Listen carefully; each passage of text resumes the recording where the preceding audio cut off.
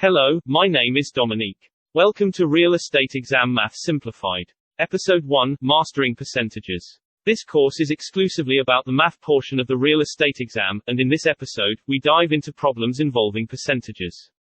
We start from the very basics, then gradually increase the complexity of these problems. There are a few foundational concepts that the prospective real estate exam taker must grasp to master the math portion of the exam. In this episode, we provide critical strategies on how to interpret and solve a number of percentage problems. There are 3 homework problems provided at the end of this episode. These additional questions reflect the type of percentage questions you are likely to see on the exam. Okay, sit tight and watch the tutorial, and I will catch you on the other side of this episode. Cheers! Welcome to Real Estate Exam Math Simplified, Episode 1, Mastering Percentages. In this course we make no assumptions. Therefore, we will start from the very basics and navigate our way through more complex problems. That said, let's begin. Many of the problems you will have to calculate in the math portion of the real estate exam involve percentages. For example, to be very simple, find 70% of a certain number. Or, if 70% of a certain number is a given number such as 140, then what is that number? So, the very first thing we want to do is to express the percentage as a fraction.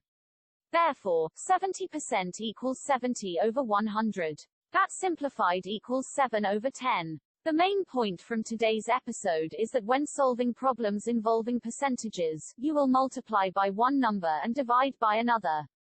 The fundamental thing to understand is which number to use as the multiplier and which to use as the divider.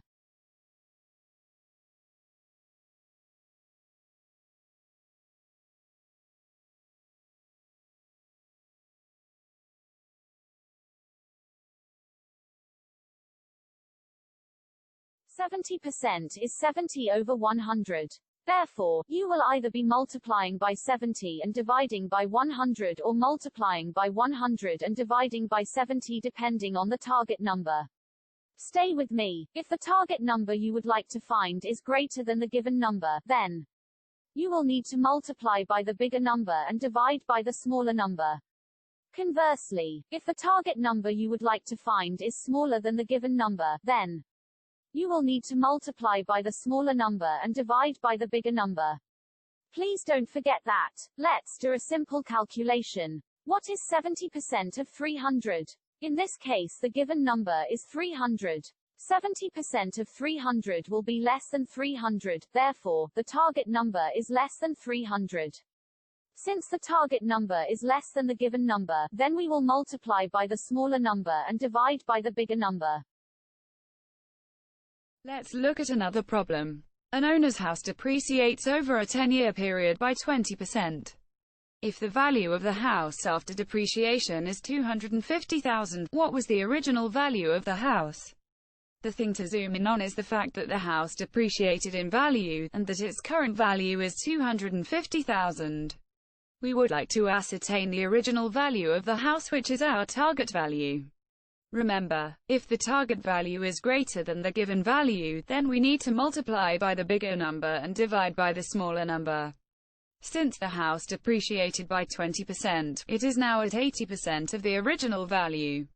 Since 80% is 80 over 100, we will multiply by the bigger number, 100, and divide by the smaller number, 80, to get the target value of the house. Therefore, the answer is $312,500. Now that we have covered the basics, please attempt the following practice questions which will help prepare you for the math portion of the real estate exam. A broker sold a property that was owned by a bank that had acquired it through foreclosure, and the broker received a 6.5% commission. The broker gave the listing sales associate $3,575, which was 30% of the firm's commission. What was the selling price of the property?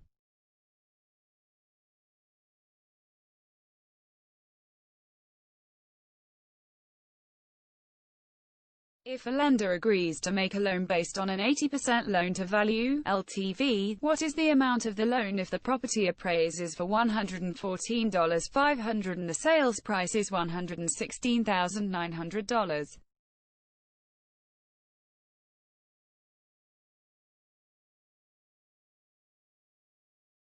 On the sale of any property, a sales associate's commission is based on the total commission paid to the broker.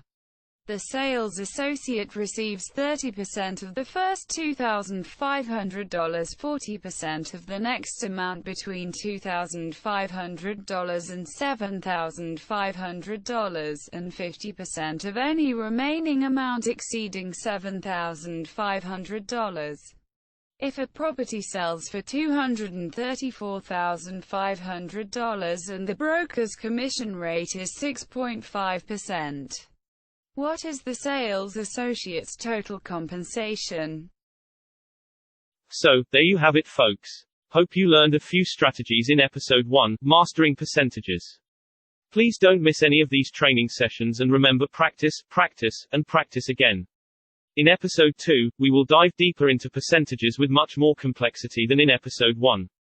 We will also provide you the solution to the homework problems in episode 1. Try your best to solve them on your own and see you next week when we will provide the step-by-step solutions to these problems. Remember, repeat episode 1 as many times as you like or until you are comfortable. Episode 2 builds on episode 1, so be prepared. A big part of your success will be based on the amount of practice you get. Please subscribe to our YouTube channel, Real Estate Essentials by Rowan Stewart, and ensure you get all of these trainings. Don't forget to like, share, and subscribe. Cheers, and bye for now.